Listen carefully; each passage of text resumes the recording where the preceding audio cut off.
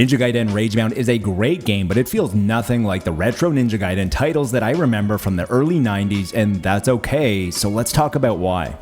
Before getting into the review, we just wanted to let you know that at the end of the video, there will be a montage featuring every single boss fight from Ninja Gaiden Ragebound in the order that you will encounter them. Obvious spoiler warning ahead, and timestamp will be below. Instead of focusing on feeling like retro Ninja Gaiden, Ragebound focuses on a more modernized gameplay approach. A gameplay that's reminiscent of the Blasphemous series for obvious reasons, but with a massive increase to speed. However, what's more important than feeling like Ninja Gaiden, Ragebound perfectly captures this spirit of Ninja Gaiden, which results in the best of both worlds. Within seconds, it becomes obvious that Ninja Gaiden is in great hands with the Game Kitchen. The studio isn't trying to rewrite the history of the series, but instead use the existing foundation to craft a very interesting and engaging narrative. The prologue sets a very strong tone as Ninja Gaiden Ragebound seamlessly splices together the old and the new in a very satisfying manner. After the prologue, you are put into the shoes of Kenji Mozu, a young ninja apprentice being trained by Ryu Hayabusa. The Game Kitchen have weaved their magic with a story that is both great for fans of the original, but also great for people who have never played a single Ninja Gaiden title in their life. The story of Ninja Gaiden Ragebound is completely bespoke and begins at the exact moment that the original Ninja Gaiden story also begins.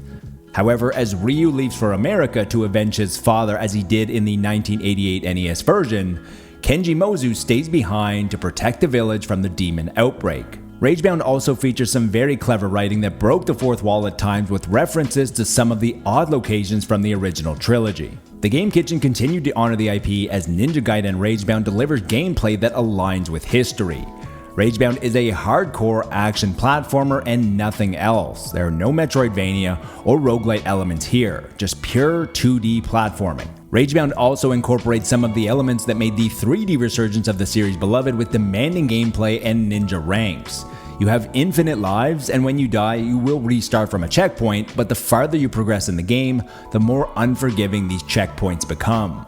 Living up to their reputation, the Game Kitchen have crafted 12 disturbing and crushing boss fights that will constantly push you to your limits. However, thanks to the level of precision in Ragebound and the fair design of the bosses, you always want to return for more punishment. Parallel to preserving the legacy of the series, Ninja Gaiden Ragebound introduces plenty of modern and fresh ideas. To begin with, Ragebound is built around speed with abilities such as a guillotine boost, which allows Kenji to parry off of almost anything and hypercharges. Certain enemies feature a glowing aura, and killing them grants Kenji a hypercharge, which kills every enemy except for bosses in one hit.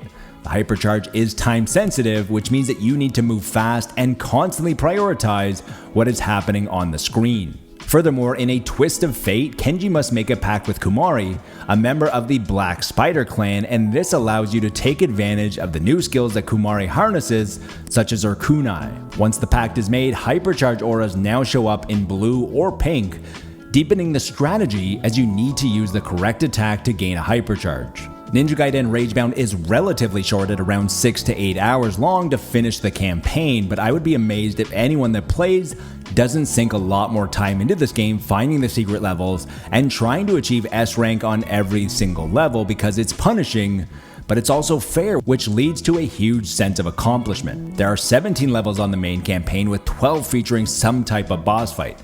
There are also 8 hidden levels, multiple endings, and once you beat the game, you will unlock hard mode. There are also collectibles to find around each level, and although they are necessary for completionists looking to find everything, the more important reason to find them is because they are currency to use at a shop for talismans and secret arts. The talismans mostly act as passive, such as refilling your health at checkpoints, while the secret arts will drastically help even the playing field for Kenji. As mentioned, Ragebound is about speed, and you're really never allowed to remain in the same place for long. The Ragebound art that seemed most essential was Kunai Barrage, as that had the ability to turn the tide on boss fights or challenging sections as it released homing kunai missiles. Ninja Gaiden Ragebound is over before you know it, with most of that time being spent on the bosses during my 6 to 8 hour playthrough.